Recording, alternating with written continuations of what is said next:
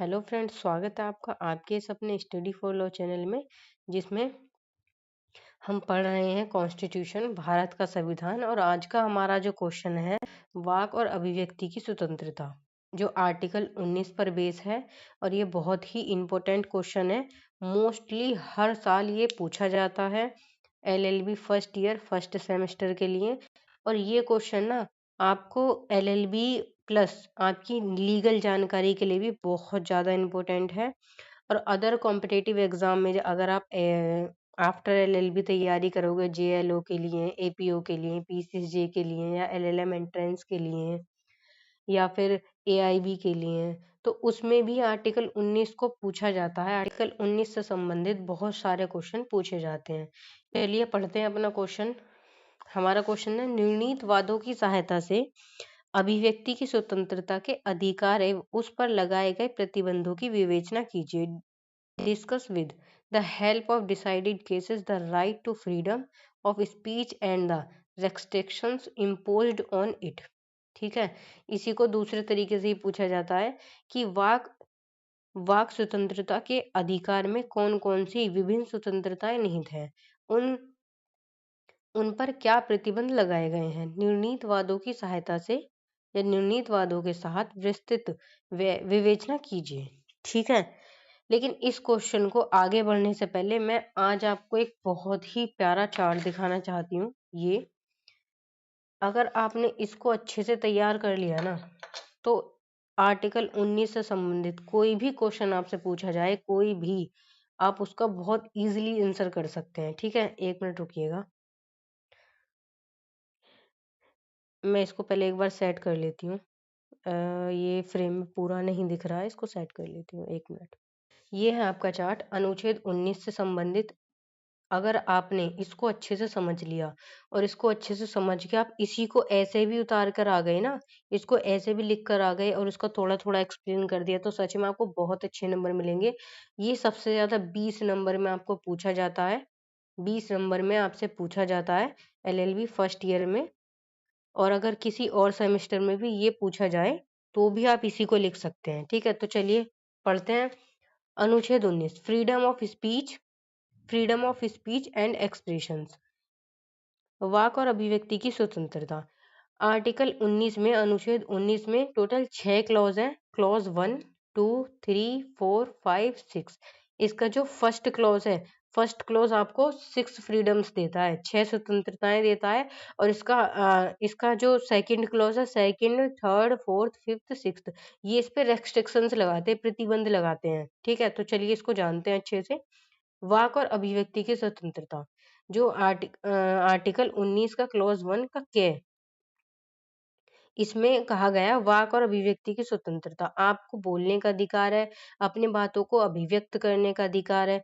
ठीक है, दूसरा इसका क्लॉज है ख बी, शांतिपूर्वक सम्मेलन, आपको शांतिपूर्वक सम्मेलन, भीड़ इकट्ठा करने का अधिकार, असेंबल होने का अधिकार है पीसफुली, बिना हथियार के। ठीक है, इसका 19 का गे 19 क्लॉज 1 गे सी, ये कहता है सहकारी सोसाइटी, कोऑपरेटिव सोसाइटीज, आपको सोसाइटी बनाने का अधिकार है, समूह बनाने का अधिकार है, समिति बनाने का अधिकार है। किसमें? आर्टिकल 19 के क्लॉज 1 के सब क्लॉज सी में, गे में। इसके बाद आपका गया है घूमने का अधिकार, मूव फ्रीली, आपको ऑल ओवर इंडिया में कहीं भी घूमने का अधिकार है, बिना किसी रोकथाम के, बिना किसी प्रतिबंध के। लेकिन इसके लिए कुछ रेस्ट्रिक्शन दे रखी हैं, वो हम बाद में पढ़ेंगे। और इसके बाद है क्लॉज 1 का सब क्लॉज ई, डे, निवास करने का निवास करने का अधिकार, रिसाइड, आपको कहीं भी ऑल ओवर इंडिया में रहने का अधिकार है। जैसे अगर आप उत्तर प्रदेश के हैं, तो आप उत्तराखंड में जाकर रह सकते हैं, वहाँ प्रॉपर्टी ले सकते हैं, वहाँ पे अपना निवास कर सकते हैं, अपना घर बना सकते हैं। और उत्तर प्रदेश से आप महाराष्ट्र जाना चाहें, वहाँ जाके रह सकते हैं, दिल्ली जाना चाहें, वहाँ जाके रह सकते हैं, आप रह सकते हैं। लेकिन इसके लिए भी कुछ प्रतिबंध लगाए गए हैं। किस किस आधार पे? यही है, लोक व्यवस्था, अनुसूचित जनजाति के लिए इस पर प्रतिबंध राज्य सरकार लगा सकती है। ठीक है, इसका लास्ट क्लॉज है क्लॉज 1 का सब क्लॉज 6, एच, ई के बाद एच। एफ कहाँ है? एफ मैंने कई बार बताया है अपनी पिछली वीडियो में कि 44वें संविधान संशोधन द्वारा क्लॉज एफ को हटा दिया गया है और कहाँ पहुंचा दिया गया है, 300 के में।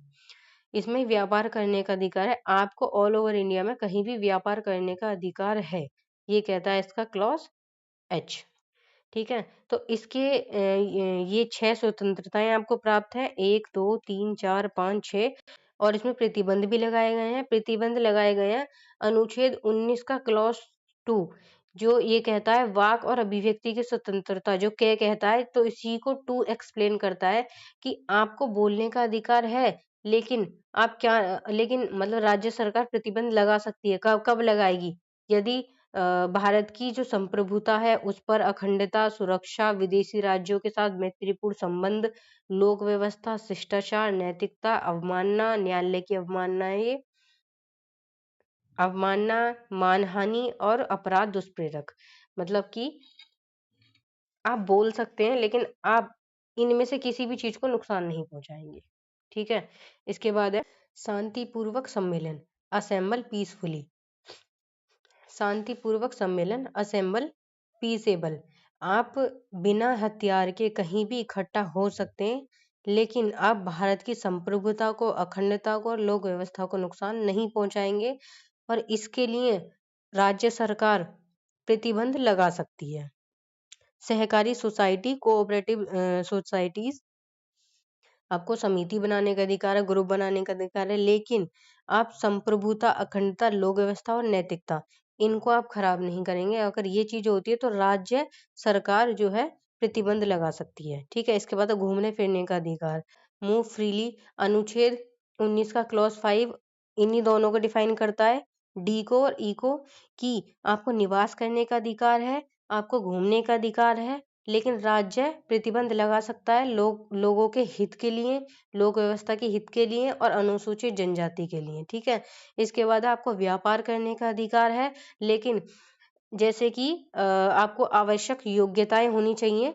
जैसे कि अगर आप एडवोकेट बनना चाहते हैं तो आपने 3 साल या फिर 5 साल की एलएलबी डिग्री हासिल की हो, एआईबी का एग्जाम क्लियर किया हुआ होना चाहिए, तभी आप कोर्ट में केस लड़ सकते हैं।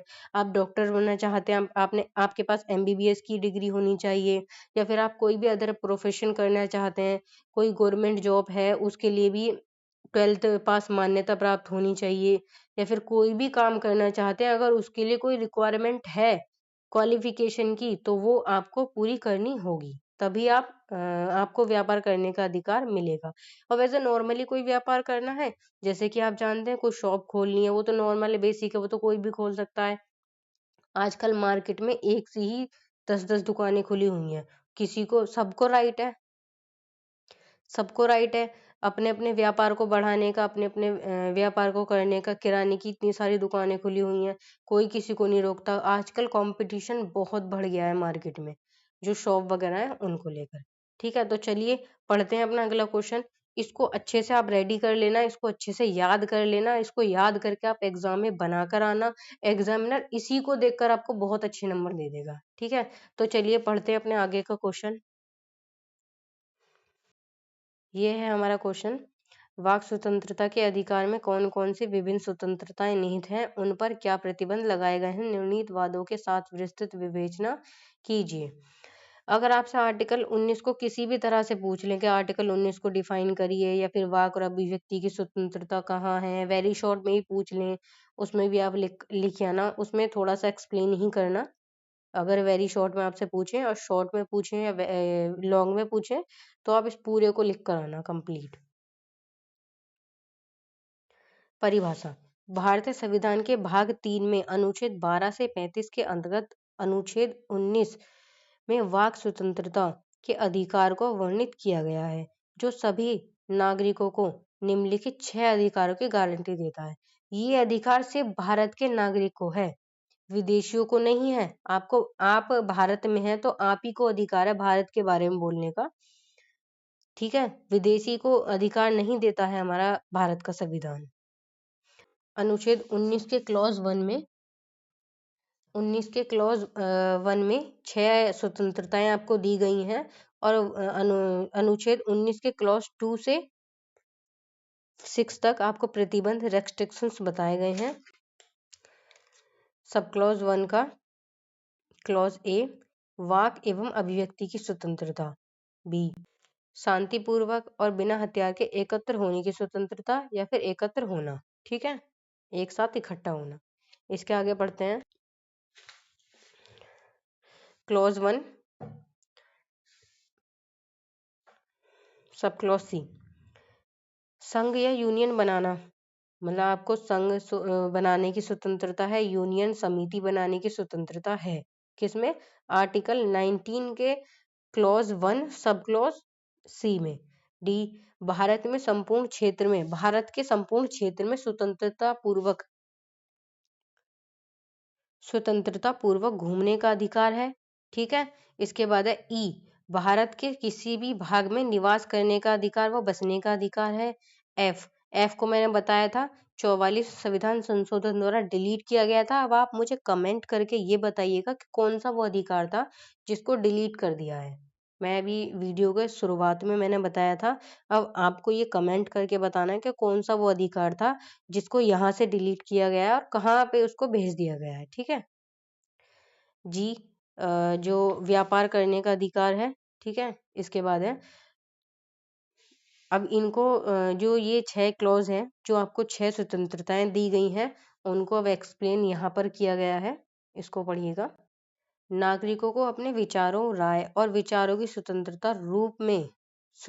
रूप में व्यक्त करने का अधिकार अनुच्छेद 19 क्लॉज 1 सब क्लॉज कह देता है। इसमें भाषण, लेखन, दृश्य प्रतिनिधित्व या किसी अन्य माध्यम से खुद को व्यक्त करने की स्वतंत्रता शामिल है। ठीक है, अब इसका sub clause 2, sorry sub clause नहीं, क्लॉज 2, 19 का क्लॉज 2 इस पर प्रतिबंध लगाता है। यह है कि अनुच्छेद 19 क्लॉज 2 के अनुसार कोई भी व्यक्ति भारत की संप्रभुता और अखंडता, राज्य की सुरक्षा, विदेशी देशों के साथ मैत्रीपूर्ण संबंध, सार्वजनिक व्यवस्था, शालीनता या नैतिकता, अदालत की अवमानना, मानहानि, अपराध के लिए उकसाना या संसद की संप्रभुता और अखंडता को ध्यान में रखते हुए अपने भाषण और अभिव्यक्ति की स्वतंत्रता का उपयोग करेगा। ठीक है, इसमें ये 10 पॉइंट थे जो मैंने वीडियो के स्टार्टिंग में उस चार्ट में बताए हैं। उन 10 पॉइंट को आप याद कर लेना। वही 10 पॉइंट आप सब में लिख सकते हो, मतलब जिस जिसके लिए उसने प्रतिबंध लगाए हैं। आगे पढ़ते हैं।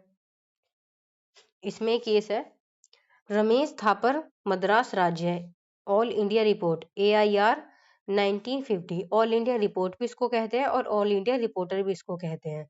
याचिकाकर्ता श्री रमेश थापर ने क्रॉस रोड्स नामक साप्ताहिक अंग्रेजी पत्रिका में लेख प्रकाशित किया था। मद्रास सरकार को इस पत्रिका पर प्रतिबंध लगाने की आवश्यकता महसूस हुई क्योंकि उस समय कम्युनिस्ट आंदोलन चल रहा था और पत्रिका कम्युनिस्ट आंदोलन के उत्साह को रोकने में कहीं भी शामिल नहीं थी। लेकिन इस पे सरकार ने क्या लगा दिया? प्रतिबंध लगा दिया। तो जो हमारे रमेश थापर जी हैं वो चले गए सुप्रीम कोर्ट। याचिकाकर्ता ने सर्वोच्च न्यायालय का दरवाजा खटखटाया क्योंकि इस प्रतिबंध से भारत के संविधान के तहत उसे प्राप्त मौलिक अधिकार 19 का क्लॉज 1 सब क्लॉज ए का उल्लंघन हुआ है।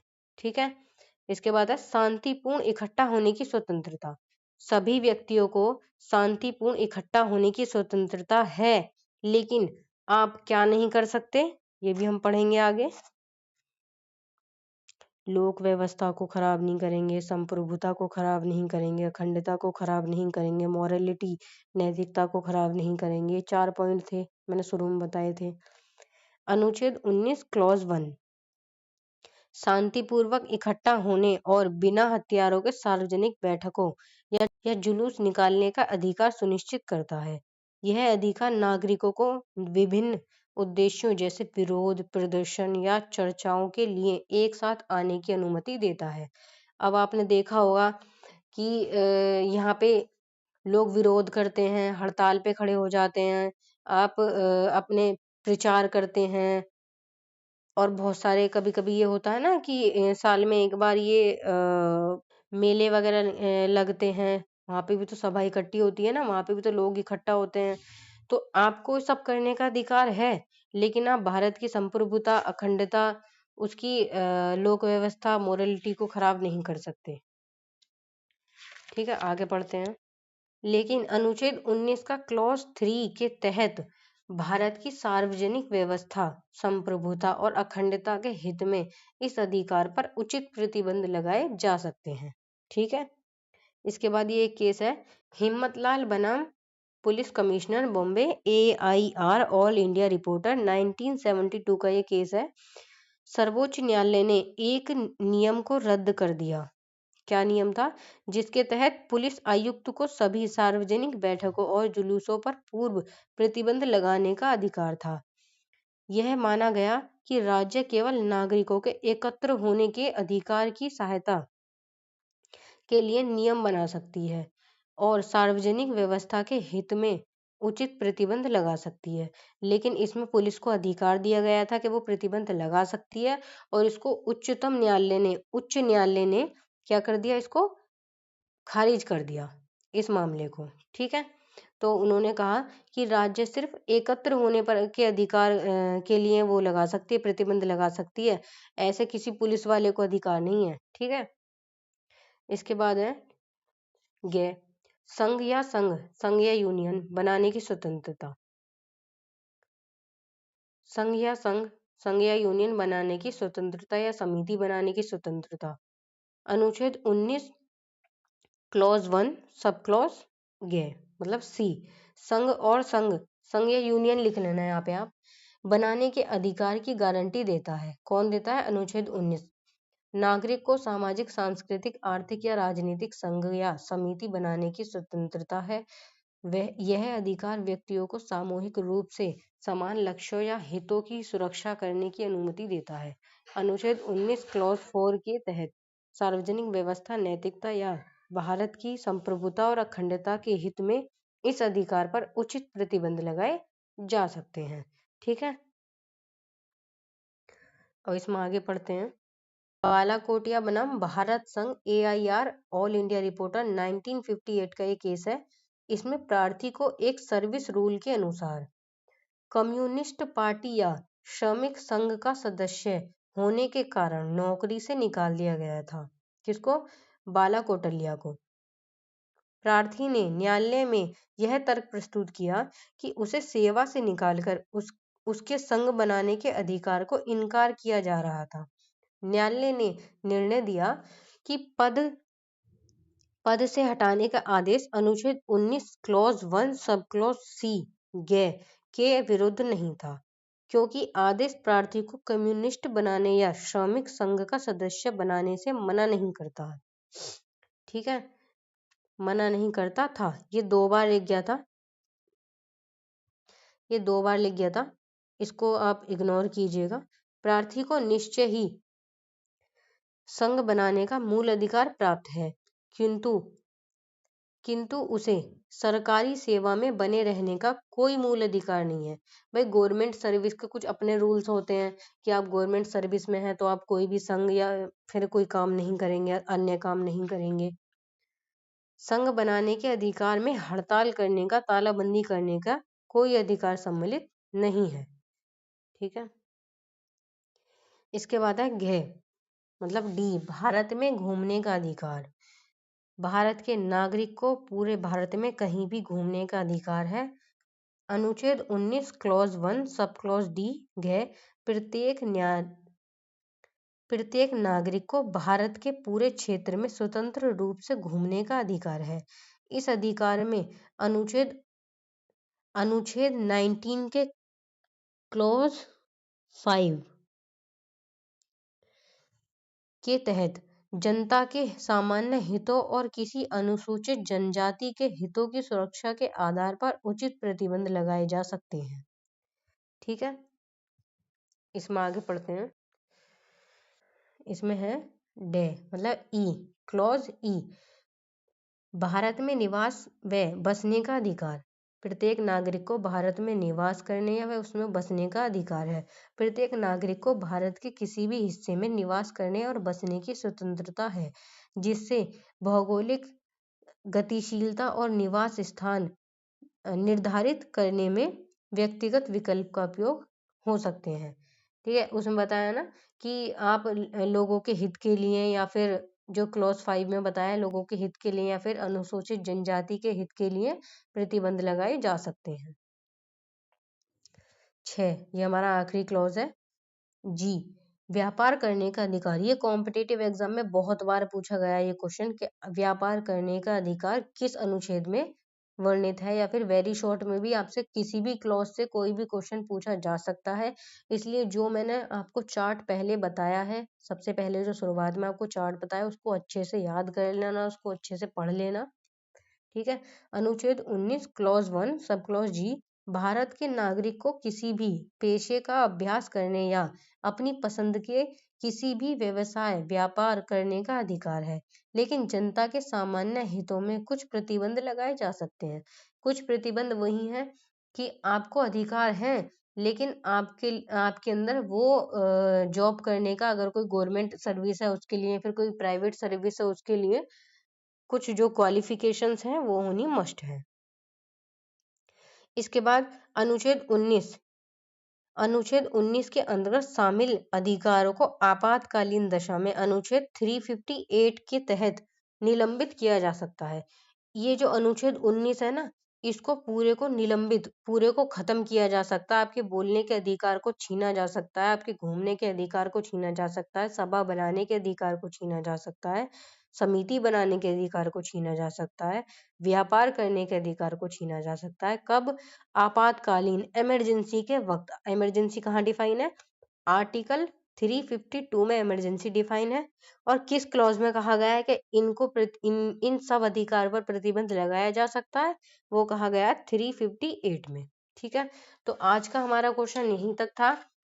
और इसकी मैं एक फोटो उस पे और इसकी मैं फोटो टेलीग्राम और व्हाट्सएप के चैनल पे अपलोड कर दूंगी। आप डिस्क्रिप्शन में दी हुई डिटेल्स पर एक बार मैसेज कर दीजिएगा। ठीक है, वीडियो में अंत तक बने रहने के लिए धन्यवाद। और वीडियो अच्छी लगे तो प्लीज़ चैनल को सब्सक्राइब कीजिएगा। Thank you so much.